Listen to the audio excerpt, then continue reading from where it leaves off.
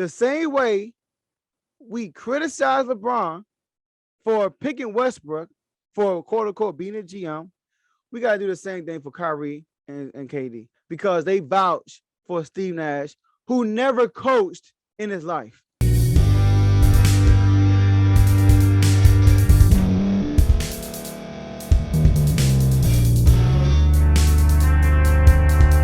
Welcome to Refuse to Lose. My name is Joe Jordan. I'm your host today.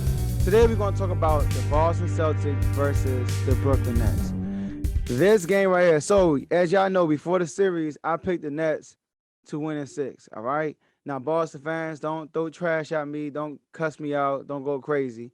I picked the Nets to win in 6. I don't think nobody in the whole world thought that Boston would go up 3-0 on the Brooklyn Nets. And not just that, I don't think nobody in the whole world knew that Boston would go up 3-0 while KD's having 3 terrible games in a row. Now, that's it. It's KD and Steve Nash. All right? So, let's start with Steve Nash. Steve Nash, there's no spacing. First of all, last year, the Nets finished second in the East, right? And even then, their offense looked a little better. And people might say good to James Harden, but you got to think about it. Last year, Steve Nash had Mike D'Antoni next to him as an assistant coach. So Mike D'Antoni was in the player's ear. He helped with the system, all that stuff. He has experience. Now Mike D'Antoni is gone. You can see there's no spacing on the floor, right? I mean, there's no ball movement really. And when you see the Celtics, there's spacing, there's ball movement. They explore mismatches. They are a smarter basketball team.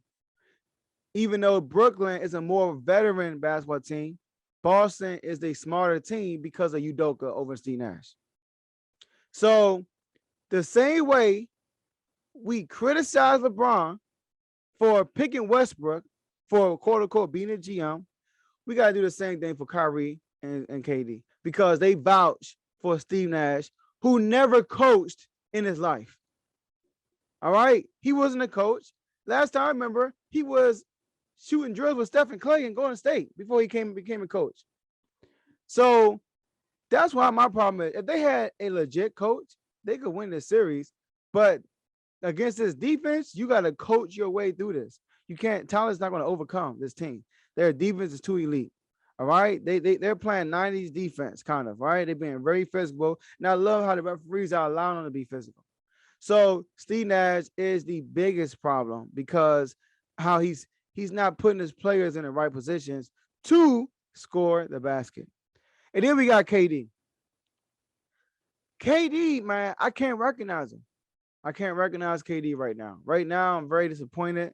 After every loss, I said KD's going to bounce back. After every loss, and he has not bounced back. And he said it himself. He's in his head too much. He's thinking too much, right? I think he's timid. Chris Broussard said it. He said that he heard footsteps.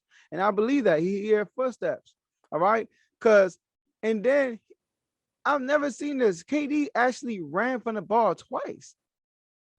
One time, Kyrie passed him the ball and tried to set a screen. He literally tried to give it right back to Kyrie and turnover. And Kyrie is talking to KD like, what you doing? Get your head in the game. Come on. And then at the end of the game, he passed they on the inbound play. I forgot who they gave it to on top of the key, but KD kind of ran he ran into the ring and Kyrie threw his arms like, where you going? So man, it's sad. It's sad because if they lose, what's most likely will happen, it's because of their best player who worldly people recognize as the best player in the world, if not Giannis. Including myself. Coming into the season, I said KD was the best player in the league. And all season, I've been saying KD's the best player in the league. And he's not looking like the best player in the league because Boston is being real physical with them.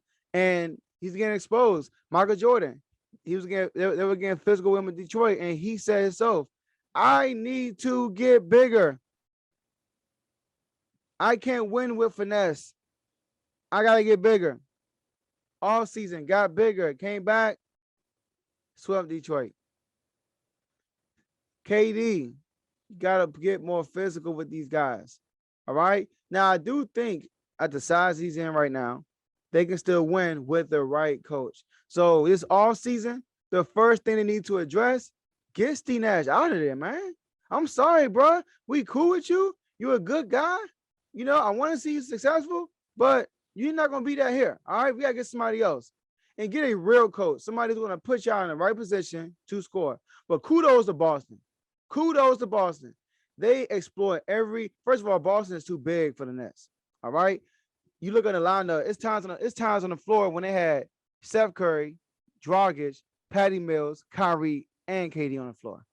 And then you got Jaylen Brown on the floor, who's bigger than everybody except for KD. You got Jason Tatum on the floor, who's bigger than everybody except for KD. You got Marcus Smart on the floor, who's bigger than everybody except for KD. You know, then you got Theis or Al Horford. You know, so I mean, they're too big for the Nets. And believe it or not, Robert Williams being injured is probably good for the Celtics because Theis and Al Horford, what they both can do is also defend and stretch the floor. Because whenever the Nets help out, when Jaylen Brown is cooking Steph Curry or cooking Patty Mills, you step out. Guess what? Al Horford is in the corner or Theis is in the short corner hitting a wide open jump shot. Something Robert Williams can't do not yet, which I will think he will develop. And once he develops a jump shot, not going to be a lethal jump shooter, but I think he will develop a set jump shot. And this is curtains.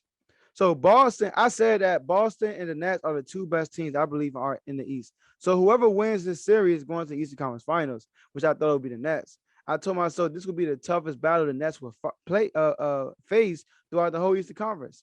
But guess what? This will be the only battle they face unless they come back, which has never happened in NBA history. Now, I never say never.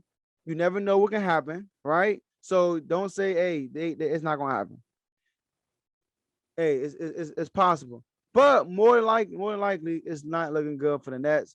Plus, Ben Simmons is out, which I think, you know, as a Nets organization, is smart because you don't want to make whatever injury he has worse. But as a player for Ben Simmons, I will want to play game 4. Come on. Well, like, I'm sorry, man. But hey, kudos to the Celtics, man. Jaylen Brown went off in the fourth quarter. Jason Tatum is looking like a true superstar. He's played KD one, like he's playing both ends of the floor. All right. On the offensive end of the fourth quarter, he had a great game. And then on the defensive side, he had an awesome series. All right. So great job to the Celtics. One more win. Hey, y'all gotta play out those Bucks, Milwaukee Bucks. So that's all I have for you guys today. And I'll see y'all next episode. Hey, thank you for staying to the end. So before we end this video, we have a competition coming out. It's called 5 Jersey Giveaway. So basically, we're trying to get to 1,000 subscribers, all right? And we need your help to get to 1,000 subscribers. And we're trying to get that milestone done by June 21st, 2022, which is my birthday. So the goal is to get to 1,000 subscribers. And then what I want you guys to do on the comment section of the video, type in hashtag giveaway.